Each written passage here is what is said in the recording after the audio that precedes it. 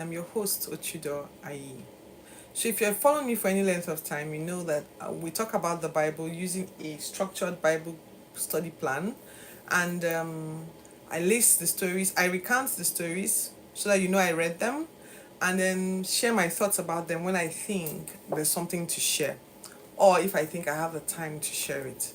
I also share the thoughts that are sometimes my thoughts are agreeable, sometimes they may not be agreeable, and that's fine. The whole idea is that you can challenge what it is I'm saying by you go reading the Bible for yourself. The whole idea is just to encourage you to study the Bible for yourself. Read the Word of God. God can speak. God is willing to speak. So a lot of people don't listen, they rely on other people to tell them what to believe. And I'm a very independent minded person. So I go read the Bible for myself.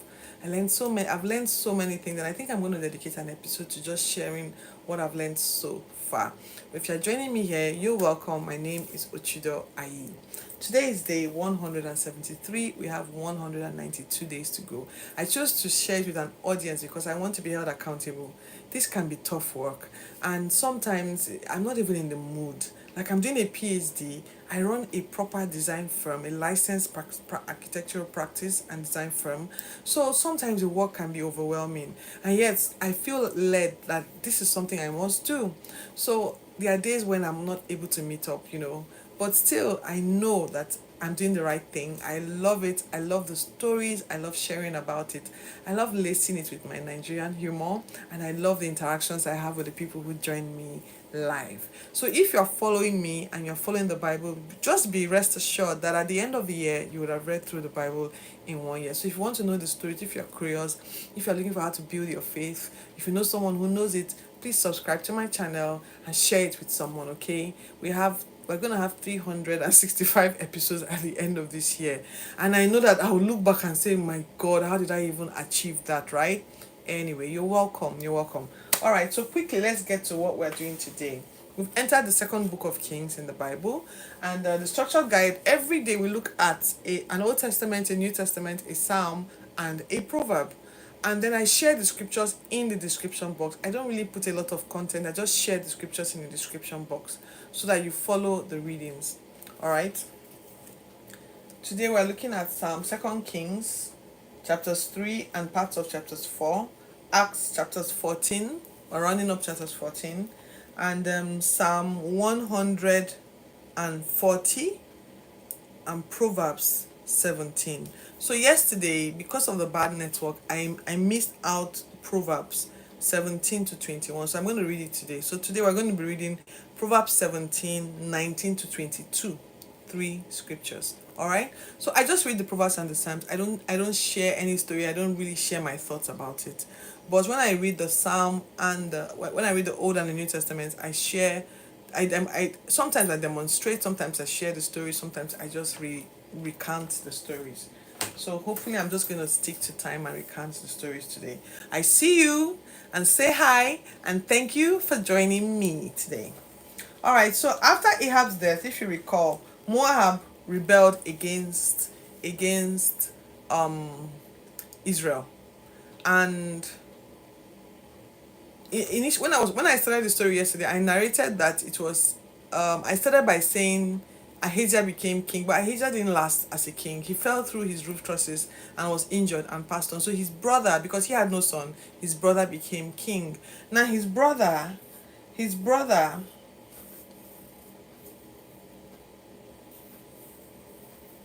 brother became king in Jehoshaphat, reliable and faithful Jehoshaphat, in Jehoshaphat's 18th reign. And his brother was king for 12 years. So it tells me these men, they didn't even live long.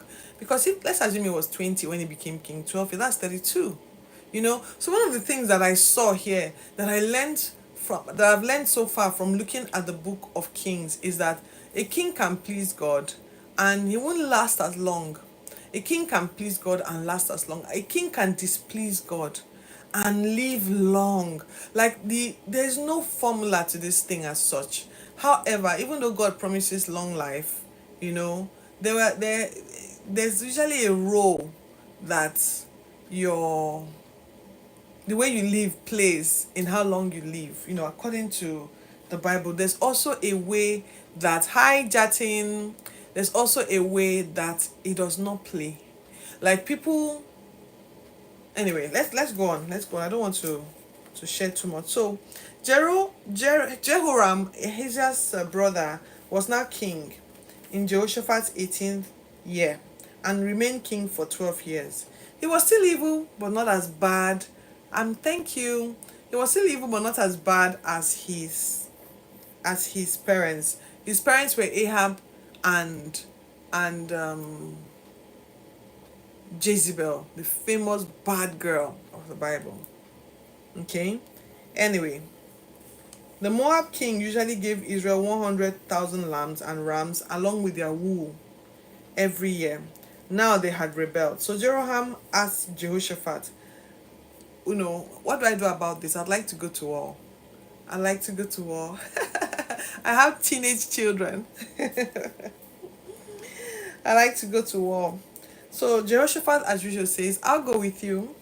I'll go with you, but how do we proceed? So um, Jehoram must be younger than Jehoshaphat. So Jehoshaphat must be like a humble person, you know.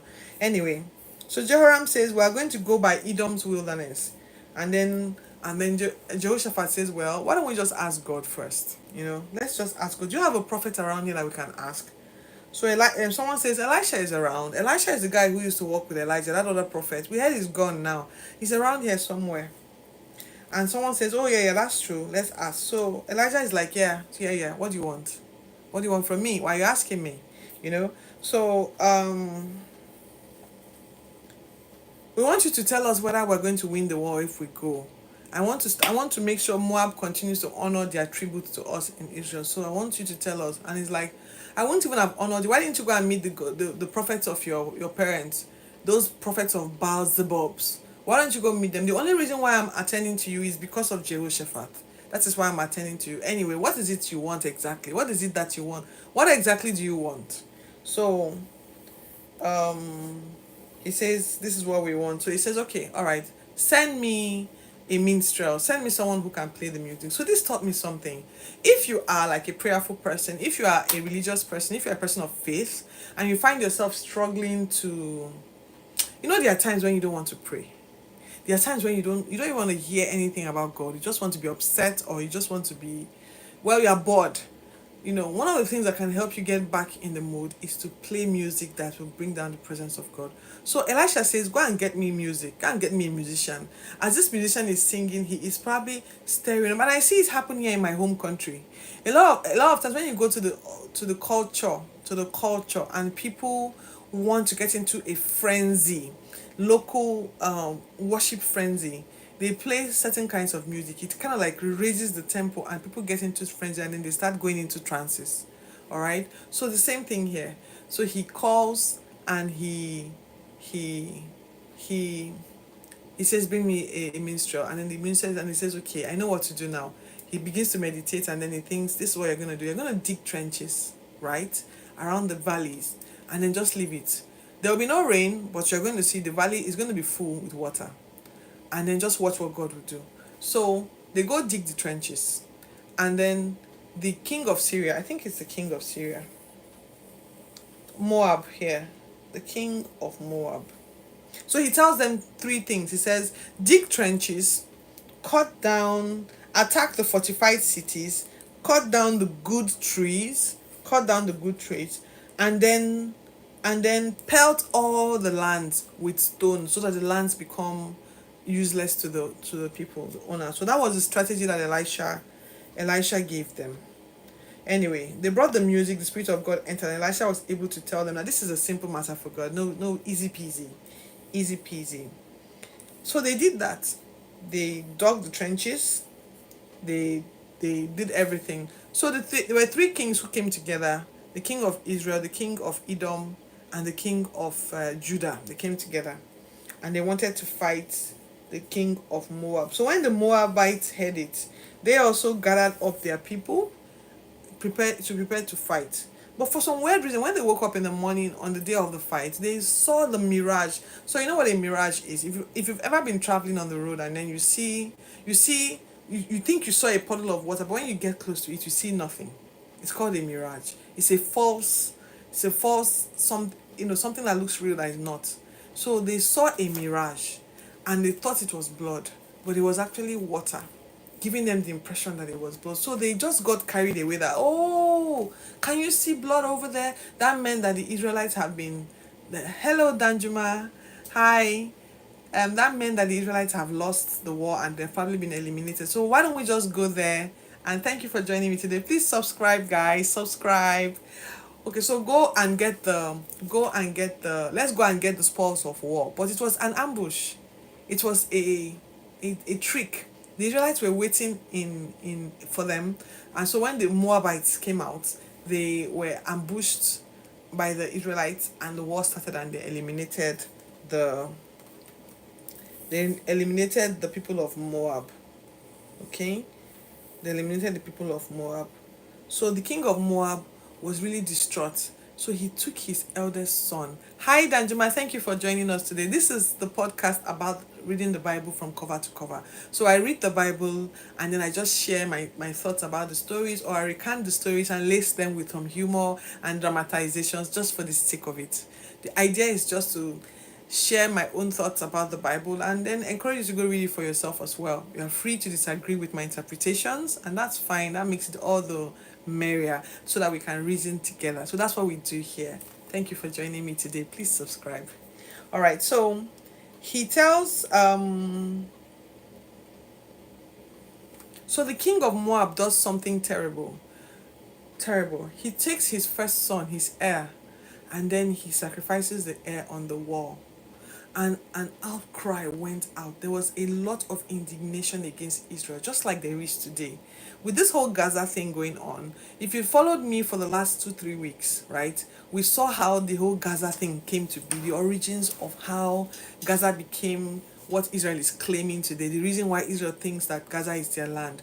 We didn't stumble on it, we saw it in the Bible, and I shared my thoughts about it as well. So you may need to go back some episodes to go look for it.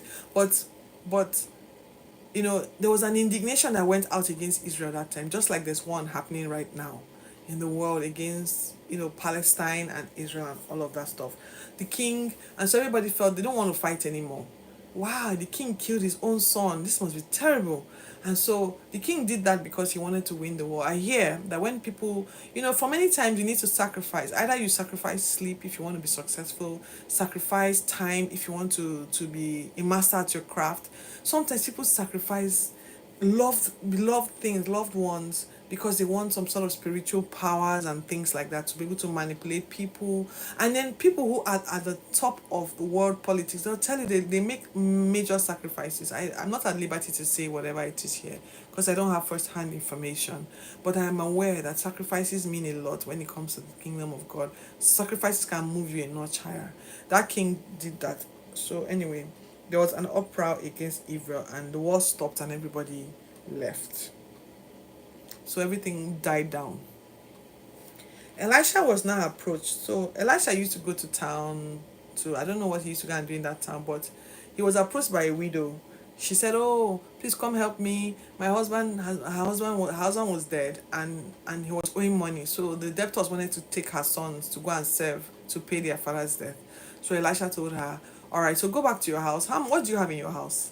And she says, "Oh, I have a bottle of oil." She says, "I just, very little." So he says, "Okay, go borrow extra oil or extra containers. Borrow as many as you can. Borrow plenty. Bring it to your house, close the door. Now take that tiny bottle of oil and then turn it into the other bottle. And then just keep doing what you see." So she took the bottle and she kept turning it. It continued to fill all the bottles so much that she was able to pay her debt with the oil, sell the stuff and pay the debt. That was how powerful that instruction was. And I remember way back in 2015, I was at a crossroads. I was looking for how to improve my finances. And I was driving in a place called Berger Junction here in Abuja, Nigeria, where I live.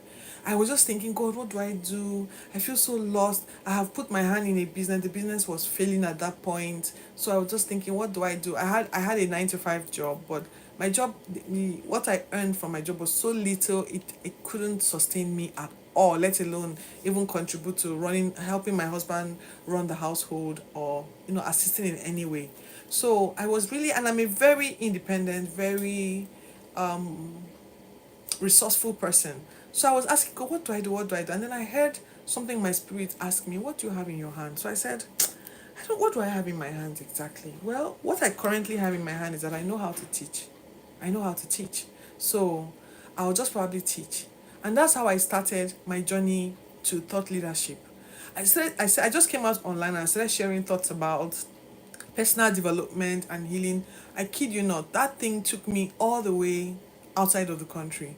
Just taking what I had in my hand. So I can relate a lot with this woman who had just oil and was able to raise money from what she had. So if you're struggling and you are looking for how to raise money, think about what you can do. Can you give me a minute, please? Can I have a minute? I think my folks are knocking on the door. Just a minute.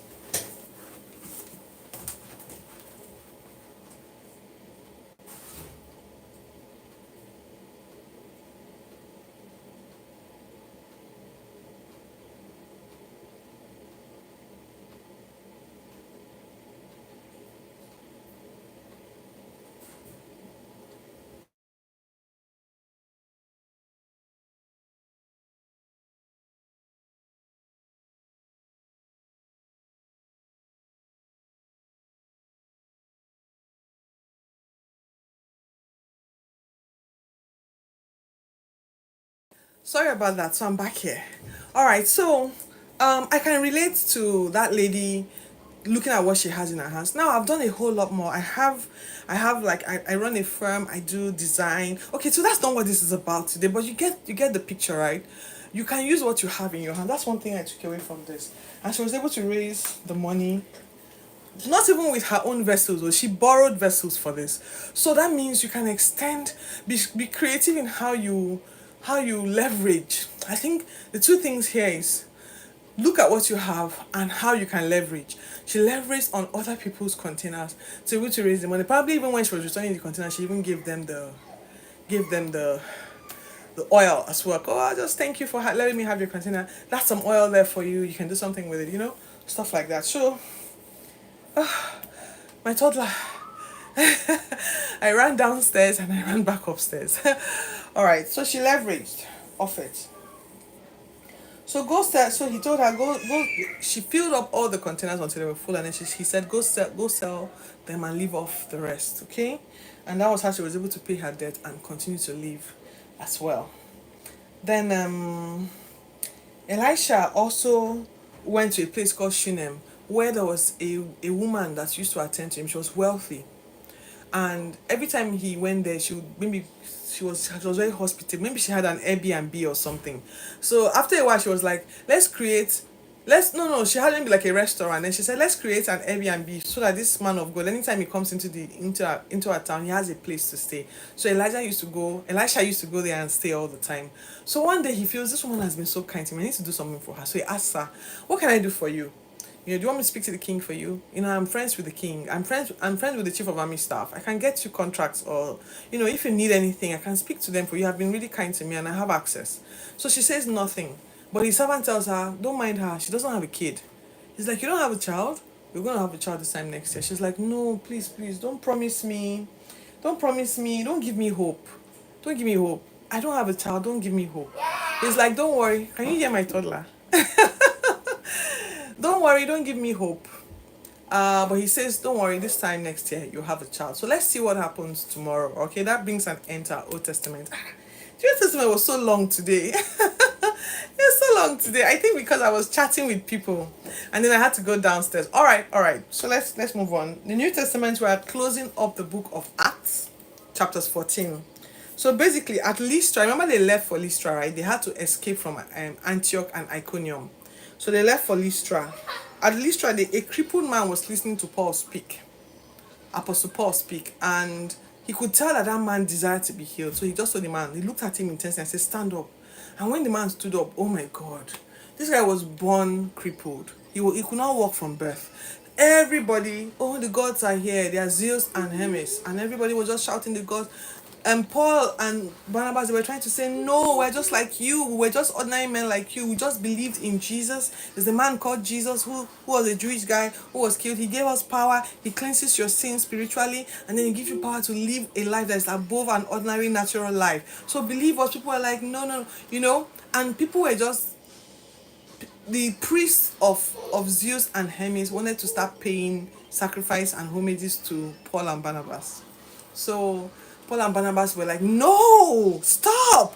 We are not gods. We are human. But they wouldn't listen. The sacrifice continued and persisted. So Jews from Antioch and Iconium suddenly showed up. And they're like, those guys, they are funny.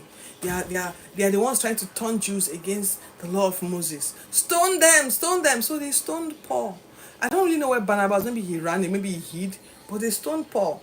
And Paul was dragged out by some disciples because, of course, they had people that were already believers there. So the disciples carried them, and then when Paul woke up from his unconsciousness, when he regained consciousness, he got back up and went back into the city.